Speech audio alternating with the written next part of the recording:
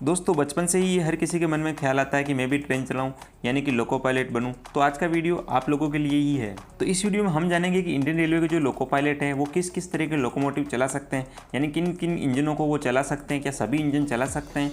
तो आगे बढ़ने से पहले चैनल सब्सक्राइब करके बेल आइकन जरूर प्रेस कीजिए और अगर वीडियो अच्छा लगे आपको तो लाइक जरूर कीजिए। ये सब जानने से पहले आप लोगों को कुछ जो भर्ती प्रक्रिया है, लोको पायलट की ट्रेनिंग वगैरह है, उसके बारे में जानना होगा। तो सबसे पहले जो इंडियन रेलवे के जोन होते हैं उनके जो नीड होती है, यानी उनमें कितनी वैकेंसी है इलेक्ट्रिक लोकोमोटिव के लिए और जो डीजल लोकोमोटिव उनके लिए, तो उसके अकॉर्डिंग है वो वैकेंसी ओपन होती है और उससे है जो कैंडिडेट सेलेक्ट किए जाते हैं। स्टार्टिंग में जो कैंडिडेट सेलेक्ट होते हैं वो एएलपी के रूप में सेलेक्ट किए जाते हैं, यानी कि असिस्टेंट लोको पायलट।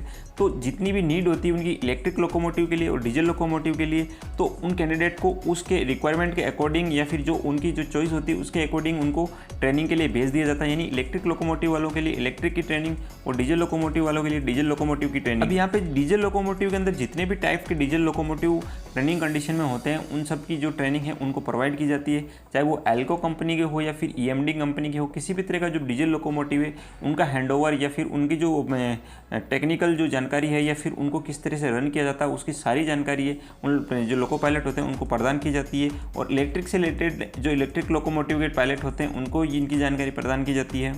स्टार्टिंग में जो एएलपी के रूप में कैंडिडेट सेलेक्ट होते हैं उनको गुड्स ट्रेन जो होती है उनमें जो मेन लोको पायलट होता है उनको असिस्टेंट करने के लिए उनको रखा जाता है, यानी एएलपी के रूप में उनको रखा जाता है। और इनिशियल जो 5 से 7 साल होते हैं उनको एएलपी के रूप में ही रखा जाता है और 5 से 7 साल बाद उनका प्रमोशन है मेन लोको पायलट, यानी कि गुड्स ट्रेन चलाने के लिए उनका प्रमोशन किया जाता है। गुड्स ट्रेन को भी 5 से 8 साल या फिर उससे भी ज़्यादा 10 से 12 साल भी हो सकती है। वो चलाने के बाद जो लोको पायलट होता है उनको पैसेंजर ट्रेनों के अंदर एएलपी के रूप में यानी असिस्टेंट के रूप में ही भेजा जाता है और उसमें भी 3-4 साल सर्विस देने के बाद उनको जो है मेन लोको पायलट बनाया जाता है। यानी कि लगभग 10 से 15 साल हो जाती है उनको जो मेन लोको पायलट है वो होता है वो बनने में। और इस दरमियान क्या होता है, इनकी अल्टरनेट ट्रेनिंग होती है। जैसे जो डीजल लोकोमोटिव से ट्रेनिंग करके आए उनको इलेक्ट्रिक लोकोमोटिव की ट्रेनिंग दी जाती है और जो इलेक्ट्रिक से करके आए उनको डीजल की ट्रेनिंग दी जाती है। यानी कि कुल मिला के अल्टरनेट है इनकी ट्रेनिंग है कंप्लीट कर दी जाती है और जितने भी चेंज ओवर होते हैं इनके अंदर उन सारी चीज़ों की जानकारी है, टेक्निकल जानकारी है, वो सारी इनको प्रदान कर दी जाती है। तो इस वीडियो से यही निष्कर्ष निकलता है कि जो एएलपी के रूप में सेलेक्ट होकर आता है कैंडिडेट वो अपनी इतनी सालों में इतनी स्किल डेवलप कर लेता है कि किसी भी तरह का लोकोमोटिव होता है